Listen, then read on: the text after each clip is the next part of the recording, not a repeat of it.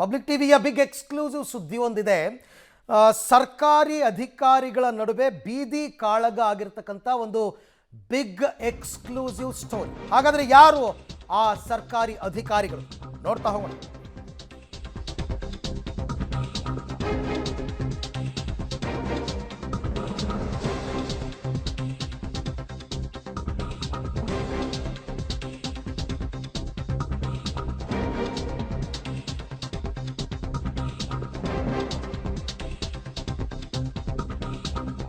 ಇದು ಶುಕ್ರವಾರದ ಸೂಪರ್ ಸುದ್ದಿ. ಸರ್ಕಾರಿ ಅಧಿಕಾರಿಗಳು ಅಧಿಕಾರ ದರ್ಪದಿಂದಲೋ ಮದದಿಂದಲೋ ಯಾವ ಹಂತಕ್ಕೂ ಬೇಕಾದರೂ ಇಳಿತಾರೆ ಅನ್ನೋದಕ್ಕೆ ಸಾಕ್ಷಿಯಾಗಿ ಸಿಎಂ ಮತ್ತು ಡಿಸಿಎಂ ವಿಶೇಷಾಧಿಕಾರಿ ಮಧ್ಯೆ ಕಾಳಗ ನಡೆದಿರ್ತಕ್ಕಂಥದ್ದು. ಮುಖ್ಯಮಂತ್ರಿಗಳ ವಿಶೇಷಾಧಿಕಾರಿ, ಉಪಮುಖ್ಯಮಂತ್ರಿಗಳ ವಿಶೇಷಾಧಿಕಾರಿಗಳು ಇವ್ರ ಕಚ್ಚಾಟ ಬಿಟ್ಬಿಡಿ, ಇವರು ಒಗ್ಗಟ್ಟಾಗಿದ್ದಾರೆ, ಕೈ ಎತ್ತಿಡಿತಾರೆ ಸಿಎಂ ಡಿಸಿಎಂ. ಅವರ ವಿಶೇಷ ಕರ್ತವ್ಯಾಧಿಕಾರಿಗಳು ಪರಸ್ಪರ ಕಿತ್ತಾಡ್ಕೊಂಡಿರ್ತಕ್ಕಂಥ ಬಿಗ್ ಎಕ್ಸ್ಕ್ಲೂಸಿವ್ ಸುದ್ದಿ.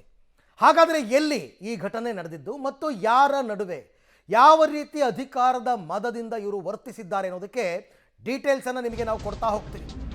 ಪಬ್ಲಿಕ್ ಟಿವಿಯ ಬಿಗ್ ಎಕ್ಸ್ಕ್ಲೂಸಿವ್ ಸುದ್ದಿ. ದೆಹಲಿಯ ಕರ್ನಾಟಕ ಭವನದಲ್ಲಿರ್ತಕ್ಕಂಥ ವಿಶೇಷಾಧಿಕಾರಿಗಳ ನಡುವೆ ಬೀದಿ ಜಗಳ. ಅವರ ಮಾತುಗಳನ್ನ ಕೇಳಬೇಕು, ಯಾವ ರೀತಿ ಮಾತಾಡ್ಕೊಂಡಿದ್ದಾರೆ, ಯಾವ ಥರ ಕಿತ್ತಾಡ್ಕೊಂಡಿದ್ದಾರೆ ಅಂತ. ಸಿಎಂ ಮತ್ತು ಡಿಸಿಎಂ ವಿಶೇಷ ಕರ್ತವ್ಯಾಧಿಕಾರಿಗಳ ನಡುವೆ ದೊಡ್ಡ ಕಾಳಗನೆ ನಡೆದೋಗಿದೆ. ಮುಖ್ಯಮಂತ್ರಿಗಳ ವಿಶೇಷ ಕರ್ತವ್ಯಾಧಿಕಾರಿ ಮೋಹನ್ ಕುಮಾರ್ ವಿರುದ್ಧ ದರ್ಪ ದೌರ್ಜನ್ಯದ ಆರೋಪ ಕೇಳಿಬಂದಿದೆ. ಅದು ಯಾವ ಥರ? ಡಿಕೆಶಿ ಅವರ ವಿಶೇಷ ಕರ್ತವ್ಯಾಧಿಕಾರಿಗೆ ಬೂಟಿಂದ ಹಲ್ಲೆ ನಡೆಸಿದ್ರಾ ಅಂತಕ್ಕಂಥ ಪ್ರಶ್ನೆ. ಡಿಕೆ ಶಿವಕುಮಾರ್ ಅವರ ವಿಶೇಷ ಕರ್ತವ್ಯಾಧಿಕಾರಿ ಎಚ್ ಆಂಜನೇಯಗೆ ಬೆದರಿಕೆ ಹಾಕಿದಾರಂತೆ ಮೋಹನ್ ಕುಮಾರ್. ಸಿಎಂ ವಿಶೇಷ ಕರ್ತವ್ಯಾಧಿಕಾರಿ ಡಿಸಿಎಂ ವಿಶೇಷ ಕರ್ತವ್ಯಾಧಿಕಾರಿಗೆ ಬೂಟಲ್ಲಿ ಹೊಡಿತೀನಿ ಎಂದಿದ್ದಾರಂತೆ. ಅದು ಏನು, ಕರ್ನಾಟಕ ಭವನದ ಇತರೆ ಸಿಬ್ಬಂದಿಗಳ ಎದುರಲ್ಲೇ ಇಬ್ಬರು ಪರಸ್ಪರ ಕಿತ್ತಾಡಿಕೊಂಡಿದ್ದಾರೆ. ಅಲ್ಲಿನ ನಿವಾಸಿ, ಅಲ್ಲಿನ ಸ್ಥಳೀಯರು ಈಗ ಆಯುಕ್ತರಿಗೆ, ಚೀಫ್ ಸೆಕ್ರೆಟರಿ ಶಾಲಿನಿ ರಜನೀಶ್ ಅವರಿಗೆ ದೂರು ಕೊಟ್ಟಿದ್ದಾರೆ ಈ ಕುರಿತಂತೆ. ಆ ಎಕ್ಸ್ಕ್ಲೂಸಿವ್ ಕಾಪಿ ಕೂಡ ನೀವು ನೋಡ್ತಾ ಇದ್ದೀರಾ ಪಬ್ಲಿಕ್ ಟಿವಿನಲ್ಲಿ. ಏನೇನು ವಿಚಾರಕ್ಕಾಗ್ತಾ ಇತ್ತೋ, ಎಷ್ಟು ದಿನಗಳಿಂದ ಈ ಥರ ಇತ್ತೋ ಗೊತ್ತಿಲ್ಲ.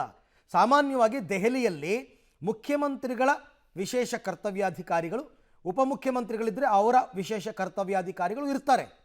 ಡೆಲ್ಲಿಯ ಎಲ್ಲ ಆಗು ಹೋಗುಗಳನ್ನ ನೋಡ್ಕೊಳ್ತಕ್ಕಂಥ ಕೆಲಸ. ಬಟ್ ಇವರಿಬ್ಬರ ನಡುವೆನೇ ಕಿತ್ತಾಟ. ಅದರಲ್ಲೂ ಸಿಎಂ ವಿಶೇಷ ಕರ್ತವ್ಯಾಧಿಕಾರಿ ಮೋಹನ್ ಕುಮಾರ್ ಬಾಯಿಗೆ ಬಂದಂಗೆ ಡಿಸಿಎಂ ಅವರ ವಿಶೇಷ ಕರ್ತವ್ಯಾಧಿಕಾರಿ ಆಂಜನೇಯಗೆ ಬೈದಿದ್ದಾರಂತೆ. ಅದು ಏನು, ಎಲ್ಲರ ನಡುವೆ, ಎಲ್ಲರ ಮುಂದೆನೇ, ಅಲ್ಲಿರ್ತಾರಲ್ಲ ಸಿಬ್ಬಂದಿ, ಅವ್ರ ನಡುವೆನೇ. ಅದು ಇವಾಗ CS ತನಕ ಬಂದಿದೆ. ಚೀಫ್ ಸೆಕ್ರೆಟರಿ ಶಾಲಿನಿ ರಜನೀಶ್ ಅವರಿಗೆ ಕಂಪ್ಲೇಂಟ್ ಆಗಿದೆ. ಅವರು ಕೂಡ ಇದೇನು ನೋಡಿ ಒಂದು ಸರ್ತಿ ಏನಿದು ಕತೆ ಅಂತಂದ್ಬಿಟ್ಟು. ಇವರೇ ಈ ಥರ ಕಿತ್ತಾಡ್ಕೊಂಡ್ರೆ ಸಣ್ಣ ಪುಟ್ಟ ಅಧಿಕಾರಿಗಳ ಕತೆ ಏನು? ಈ ಬಗ್ಗೆ ಮತ್ತಷ್ಟು ಮಾಹಿತಿ ನನ್ನ ಕೊಲೀಗ್ ಶಬೀರ್ ಅವರಿಂದ ಪಡ್ಕೊಳ್ಳೋಣ. ಶಬೀರ್, ಯಾವಾಗ ನಡೆದ ಘಟನೆ, ಯಾಕೆ ಇವರಿಬ್ಬರ ನಡುವೆ ಬೀದಿ ಕಾಳಗ, ಅಧಿಕಾರದ ಮದದಿಂದ ಬಾಯಿಗೆ ಬಂದಂಗೆ ಮಾತನಾಡ್ಬೋದಾ ಅಂತ? ಅರವಿಂದ್, ನೋಡಿ, ಮೋಹನ್ ಕುಮಾರ್ ಅವರು ಏನಿದ್ದಾರೆ, ಅವರು ಮುಖ್ಯಮಂತ್ರಿಗಳ ವಿಶೇಷ ಕರ್ತವ್ಯಾಧಿಕಾರಿಯಾಗಿರುವಂಥದ್ದು, ಮತ್ತು ದೆಹಲಿಯಲ್ಲಿರುವಂಥ ಕರ್ನಾಟಕ ಭವನದಲ್ಲಿ ಸಹಾಯಕ ನಿವಾಸಿ ಆಯುಕ್ತರು ಕೂಡ ಆಗಿದ್ದಾರೆ. ಇನ್ನು DK ಶಿವಕುಮಾರ್ ಅವರ ವಿಶೇಷ ಕರ್ತವ್ಯಾಧಿಕಾರಿಯಾಗಿರುವಂಥ ಎಚ್ ಆಂಜನೇಯ ಅವರು ಇಲ್ಲಿ ಕರ್ನಾಟಕ ಭವನದಲ್ಲಿ ಬಿ ದರ್ಜೆಯ ನೌಕರ ಕೂಡ ಆಗಿದ್ದಾರೆ. ಇವರಿಬ್ಬರು ಕೂಡ ವಿಶೇಷ ಕರ್ತವ್ಯಾಧಿಕಾರಿಗಳಾಗಿ DCM ಮತ್ತು CMಗೆ ನಿಯೋಜನೆಗೊಂಡಿರುವಂಥದ್ದು. ಕಳೆದ 2 ದಿನಗಳ ಹಿಂದೆ ಈ ಒಂದು ಘಟನೆ ನಡೆದಿರುವಂಥದ್ದು. ಕಚೇರಿಯಲ್ಲಿ ಮೋಹನ್ ಕುಮಾರ್ ಅವರು ಕೆಲಸವನ್ನ ಮಾಡ್ತಿರ್ಬೇಕಾದಂಥ ಸಂದರ್ಭದಲ್ಲಿ ಆಂಜನೇಯವರು ಆ ಪ್ರದೇಶಕ್ಕೆ ತೆರಳಿದ್ದಾರೆ. ಈ ಸಂದರ್ಭದಲ್ಲಿ ಕೆಲವೊಂದಿಷ್ಟು ತಮಾಷೆಯ ಮಾತುಗಳು ಕೂಡ ನಡೆದಿದ್ದಾವೆ. ತಮಾಷೆಯ ಮಾತುಗಳು ವ್ಯತಿರಿಕ್ತ ಸ್ವರೂಪವನ್ನು ಪಡ್ಕೊಂಡಿರುವಂಥದ್ದು. ಅದಾದ ಬಳಿಕ ಮೋಹನ್ ಕುಮಾರ್ ಅವರು ಕೆರಳಿದ್ದಾರೆ ಅನ್ನುವಂತಹ ಮಾಹಿತಿಗಳಿರುವಂಥದ್ದು. ಅವರು ಏಕಾಏಕಿ ಹೊರಗಡೆ ಬಂದು ಆಂಜನೇಯ ಅವರಿಗೆ ಬೂಟ್ನಿಂದ ಹೊಡಿತೀನಿ ಅನ್ನುವಂತಹ ಬೆದರಿಕೆಯನ್ನು ಕೂಡ ಹಾಕಿದ್ದಾರೆ ಅನ್ನುವಂತಹ ಮಾಹಿತಿಗಳನ್ನು ಈಗ ದೂರಿನಲ್ಲಿ ಉಲ್ಲೇಖಿಸಿರುವಂಥದ್ದು.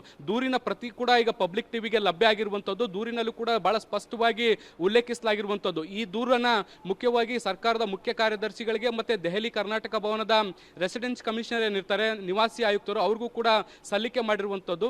ಈ ದೂರಿನಲ್ಲಿ ಉಲ್ಲೇಖ ಮಾಡಿರುವಂಥದ್ದು, ಕಚೇರಿಯ ಅವಧಿಯಲ್ಲಿ ಕಚೇರಿಯ ಇತರ ಸಿಬ್ಬಂದಿಗಳ ಮುಂದೆ ಮೋಹನ್ ಕುಮಾರ್ ಅವರು ನನಗೆ ಬೂಟನ್ನು ತೋರಿಸಿ ಅದರಿಂದ ಹೊಡಿತೀನಿ ಅನ್ನುವಂಥ ನಿಟ್ಟಿನಲ್ಲಿ ಬೆದರಿಕೆಯನ್ನು ಹಾಕಿದ್ದಾರೆ.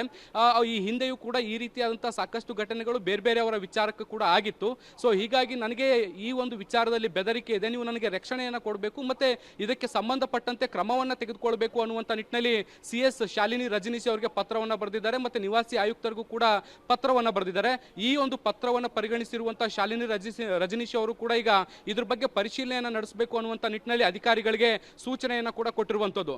ಒಂದು ಕಡೆಗೆ CM DCM ನಾವು ಇಬ್ಬರು ಕೂಡ ಒಗ್ಗಟ್ಟಾಗಿದ್ದೀವಿ ಅನ್ನುವಂಥ ನಿಟ್ಟಿನಲ್ಲಿ ಕೈ ಜೋಡಿಸಿ ರಾಜಕೀಯ ಸಂದೇಶವನ್ನು ಕೊಡ್ತಾ ಇದ್ರೆ, ಅವರ ವಿಶೇಷ ಕರ್ತವ್ಯಾಧಿಕಾರಿಗಳು ದೆಹಲಿಯ ಕರ್ನಾಟಕ ಭವನದಲ್ಲಿ ಕಾಳಗಕ್ಕೆ ಇಳಿದಿರುವಂಥದ್ದು ವಿಪರ್ಯಾಸ.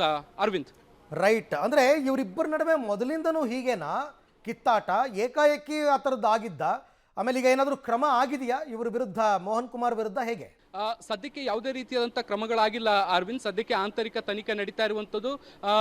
CS ಶಾಲಿನಿ ರಜನೀಶ್ ಅವರು ಇದ್ರ ಬಗ್ಗೆ ಮಾಹಿತಿಯನ್ನು ಕೊಡಬೇಕು ಅನ್ನುವಂಥ ನಿಟ್ಟಿನಲ್ಲಿ ಸೂಚನೆಯನ್ನು ಕೊಟ್ಟಿರುವಂಥ ಹಿನ್ನೆಲೆಯಲ್ಲಿ ಪ್ರಕರಣದ ಬಗ್ಗೆ ಪೂರ್ಣವಾದಂಥ ಮಾಹಿತಿಯನ್ನು CSಗೆ ತಲುಪಿಸುವಂಥ ಕೆಲಸಗಳು ಕೂಡ ಆಗ್ತಾ ಇದ್ದಾವೆ.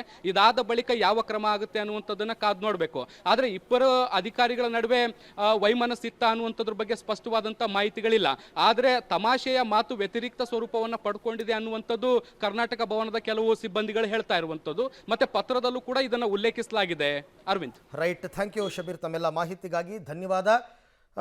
ಅದೇ ಹೇಳ್ತಾ ಇದ್ನಲ್ಲ, ಮುಖ್ಯಮಂತ್ರಿ ಉಪಮುಖ್ಯಮಂತ್ರಿಗಳು ಹೋದಲ್ಲಿ ಬಂದಲ್ಲಿ ನಾವು ಒಗ್ಗಟ್ಟಾಗಿದ್ದೀವಿ ಅಂತ ಹೇಳ್ತಾರೆ ಹೊರತು ಅವರ ಅಧಿಕಾರಿಗಳು ಯಾವ ರೀತಿ ಇದ್ದಾರೆ, ಯಾವ ಥರ ನಡ್ಕೋತಾ ಇದ್ದಾರೆ, ಇವರ ಬಿಹೇವಿಯರ್ ಯಾವ ರೀತಿ ಇದೆ, ಇದೊಂಥರ ಹಾಸ್ಯಾಸ್ಪದ ಅನ್ನೋ ರೀತಿಯಲ್ಲಿ ಆಗ್ತಾ ಇದೆ.